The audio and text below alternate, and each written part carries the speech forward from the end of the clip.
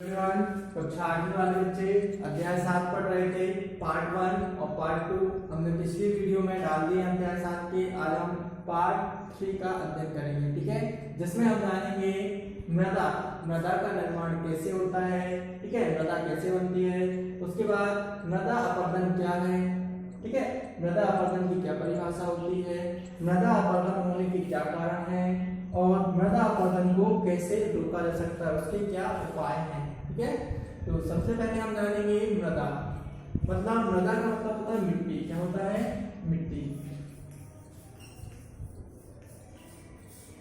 मिट्टी का निर्माण कैसे होता है ये आप जानेंगे, ठीक है। तो सबसे पहले देखेंगे मिट्टी का निर्माण कैसे होता है। छोटे छोटे जो बालू कण रहते हैं, ठीक है, धूल के कण बोलते हैं, बालू कण बोलते हैं या पत्थर बोलते हैं, उनके क्या होते हैं, जब वो छोटे छोटे बालू कण या धूल के कण आपस में जमा हो जाते हैं तो एक समय कई हजारों साल बाद या 100 साल बाद लगभग ये क्या हो जाते हैं, एक मोटी परत बना लेते हैं, ठीक है।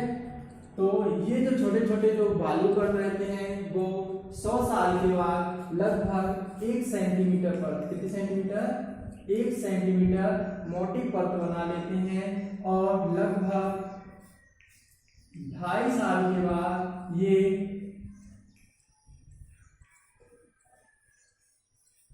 देखो ये थे कितने साल, 1 सेंटीमीटर की मोटी परत कब बनाएंगे, 100 साल के बाद। कब बनाएंगे?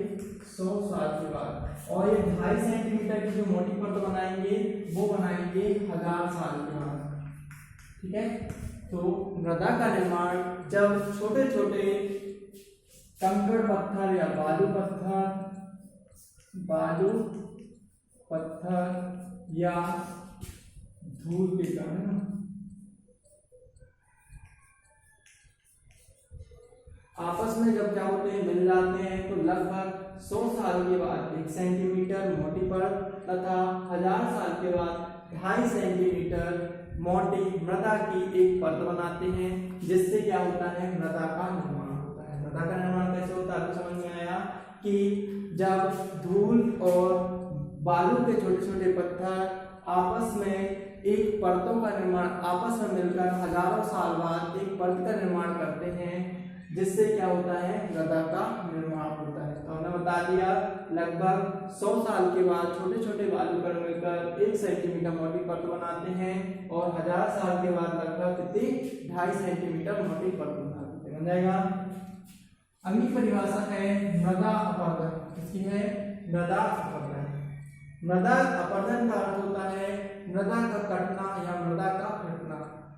इसकी परिभाषा जानेंगे तो प्राकृतिक आपदाओं और मानव क्रियाओं के द्वारा मृदा के आवरण का फटना कहलाता है मृदा अपरदन, ठीक है। हमने बताया प्राकृतिक आपदा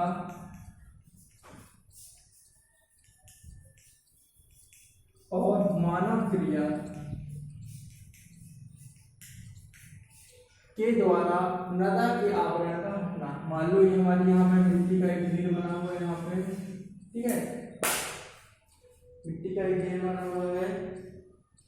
अब प्राकृतिक आपदा क्या कहलाती है, जैसे भूकंप है ना, भूकंप आ गया या बाढ़ आ गई, इनके माध्यम से जब यहाँ पर भूकंप आ जाता है तो ये मृदा जो रहेगी ये 2 टुकड़ों में ऐसी बट जाएगी, ठीक है। तो ये जो मृदा का कटाव हो जाएगा या मृदा फटना हो जाएगा, ये क्या हो जाएगा, मृदा अपरदन, ठीक है। इसी प्रकार जब मृदा के ढेर से किसी नदी का प्रवाह किया जाता है तो भी मृदा 2 भागों में बढ़ जाती है, जिसे क्या कहा जाता है, मृदा अपरदन, ठीक है। तो प्राकृतिक आपदाओं और मानव क्रियाओं के द्वारा मृदा के आवरण का हटना क्या कहलाता है, मृदा अपरदन कहलाता है। बन जाएगा। अगला है, अब ये मृदा अपरदन अपन पढ़ लिया।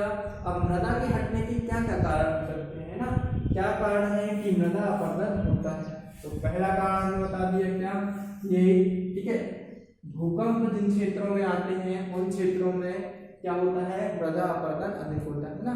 भूकंप के कारण भी मृदा अपरदन होता है। तो लिखते हैं आप, मृदा अपरदन का प्रमुख कारण क्या होता है, भूकंप का आना, ठीक है। दूसरा, बरसात जब होती है तो क्या होता है, नदियों का प्रवाह होता है, नदियां अधिक से तेजी से वेग ना, नदियों का वेग अधिक होता है। वेग अधिक होने के कारण क्या होता है, जो मृदा रहती है वो क्या हो जाती है, कट कर आगे नदियों के साथ बह जाती है। ठीक है। तो दूसरा कारण क्या हो जाएगा, बाढ़। क्या हो जाएगा, बाढ़। बाढ़ आने के कारण क्या हो जाता है, नदियों के प्रवाह से जब ये नदियां जो रहती हैं मृदा से होकर गुजरती हैं तो वो क्या करती हैं, इस मृदा को नदी अपने साथ बहाकर क्या करती है, ले जाती है, ठीक है। तो ये बाढ़ हो सका। तीसरा, वृक्षारोपण में कमी है, वृक्षारोपण में कमी।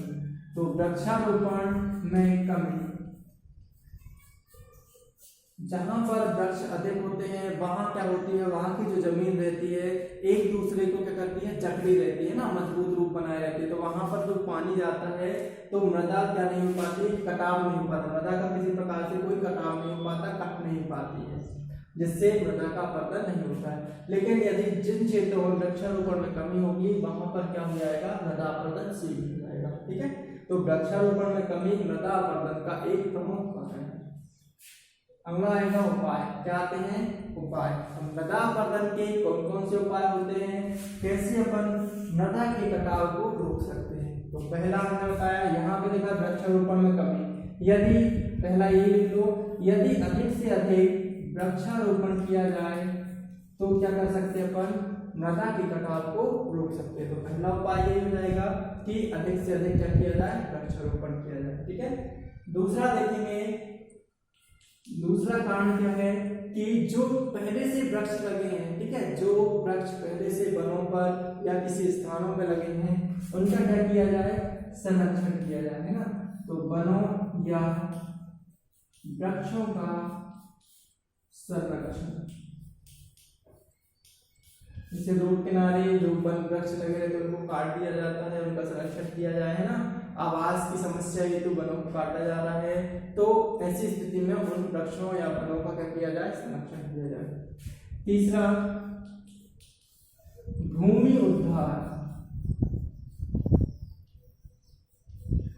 भूमि उद्धार का मतलब होता है जो जमीन जो है या जो भूमि मतलब जमीन ना, जो जमीन क्या है बंजर पड़ी हुई है उस जमीन को उपजाऊ बनाया जाए। क्या कहलाता है, भूमि उद्धार। मतलब बंजर जमीन का अपन क्या कर रहे हैं, उद्धार कर रहे हैं, उसे उपजाऊ बनाकर उसका क्या कर रहे हैं, उद्धार कर रहे हैं ना। तो भूमि उद्धार क्या कहलाता है, बंजर जमीन को उपजाऊ बनाने की क्रिया क्या कहलाती है, भूमि उद्धार। तो बंजर जमीन को यदि उपजाऊ बना लेते हैं तो यह हम इससे हम क्या कर सकते हैं, मृदा जो अपरदन है उसको क्या कर सकते हैं, कम कर सकते हैं। तीसरा हमारा चौथा हमको लिखना है, बाढ़ का नियंत्रण किया जाए। क्या किया जाए, बाढ़ का नियंत्रण। बाढ़ का नियंत्रण करके हम मृदा के जो कटाव है उसको कम कर सकते हैं। कैसे, खेतों से जब बाढ़ निकलती है या बरसात होती है तो खेतों में पानी भर जाता है, तो खेतों की जो मिट्टी रहती है वह क्या होती है, बाढ़ के साथ बहकर या नदी के जल के साथ बहकर आगे चली जाती है या उनके साथ प्रवाहित हो जाती है। यदि हम खेतों में क्या कर निकाल दिए, नहर निकाल दिए या नालियां बनाते हैं तो जो भी जल आएगा बाढ़ का वो नालियों के माध्यम से एक स्थान से दूसरे स्थान पहुंच जाएगा। तो बाढ़ का नियंत्रण करना चाहिए, अधिक से अधिक बाढ़ के लिए क्या बनाना चाहिए, नाली या नहरों को बनाना चाहिए, जिससे जो बाढ़ का पानी रहेगा या बरसात का पानी रहेगा वो एक स्थान से दूसरे स्थान पहुंच जाए, ठीक है। तो आज हमने पढ़ लिया मृदा का निर्माण कैसे होता है, मृदा अपरदन क्या है, क्वेश्चन बहुत बार आता है, मृदा अपरदन क्या है, मृदा अपरदन के कारण और उनके संरक्षण के उपाय बताइए। हमने बता दिया, परिभाषा लिखना आपको, 3 कारण लिखना है और उनके संरक्षण के 4 उपाय लिखने, ठीक है। तो आज के वीडियो में इतना ही, अब अगले वीडियो में अपन अगला टॉपिक पढ़ेंगे, ठीक है।